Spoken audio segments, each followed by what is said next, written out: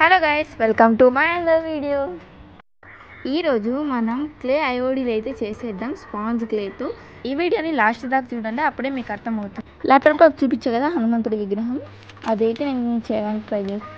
మీకు ఈ వీడియో నచ్చినట్టయితే లైక్, షేర్ అండ్ సబ్స్క్రైబ్ చేయడం మాత్రం మర్చిపోకండి. ఈ క్లే అయితే 60 రూపీస్ కాస్ట్ పడింది అనమాట. నేను ఆన్లైన్లో కాదు, ఆఫ్లైన్లోనే కొన్నాను. ఇవి ఆన్లైన్లో కూడా దొరుకుతాయి. స్పాంజ్ క్లే ఐఓడీల్స్ చేయడానికి బెస్ట్ అనమాట, మనకి బెస్ట్ యూజ్. అవి మనం చేసిన తర్వాత విరిగిపోవడం అలా ఉండదు, స్పాంజ్ లాగా అయిపోతుంది డ్రై అయ్యాక.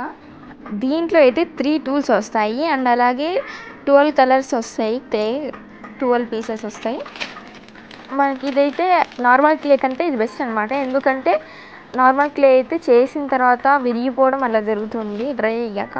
ఇది అలా కాదు, డ్రై అయ్యాక స్పాంజ్ లాగా అయిపోతుంది కాబట్టి విరిగేకి ఛాన్సెస్ అయితే ఉండవు. సో స్పాంజ్ క్లే అయితే బెస్ట్ అనమాట. నేను ఎందుకంటే ఆల్రెడీ ట్రై చేశాను నార్మల్ క్లే. అండ్ తర్వాత ఇలా కార్డ్బోర్డ్ పీస్ తీసుకొని స్క్వేర్ షేప్లో కట్ చేసుకొని రెక్టాంగిల్ షేప్లో కాటన్ తీసుకోవాలన్నమాట.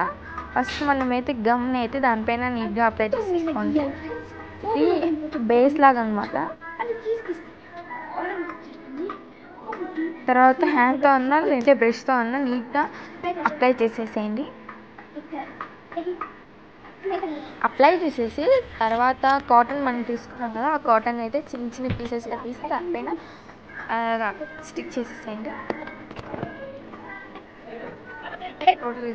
ఇది ఎందుకంటే బేస్ లాగా అనమాట. మనం తర్వాత విగ్రహం దీనిపైన చేసిన తర్వాత దాన్ని తీసేసాక మనకి వేరే దానిపైన మనం చేస్తే దానికి స్టిక్ అయిపోతుంది.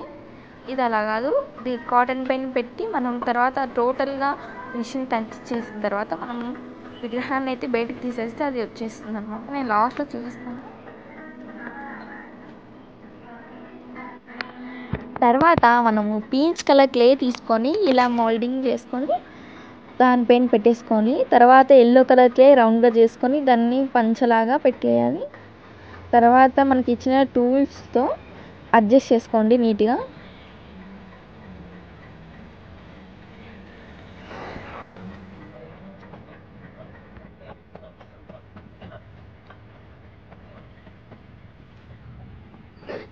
మనకిచ్చిన 3 టూల్స్తోనే కాళ్ళ వేళ్ళని అయితే తయారు చేసేసుకోవాలి ఇలాగా. తర్వాత మళ్ళీ క్లేతో ఇలా చేసి పెట్టేసుకోండి. తర్వాత రెడ్ కలర్ క్లేతో రౌండ్గా చేసుకొని తర్వాత దీంతో అంత అడ్జస్ట్ చేస్తున్నాం.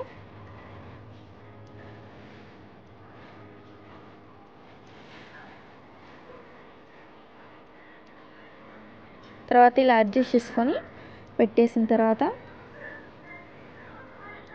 ఎల్లో కలర్లోనే ఒక రౌండ్ బాల్ని అయితే చేసేసి పెట్టాలి.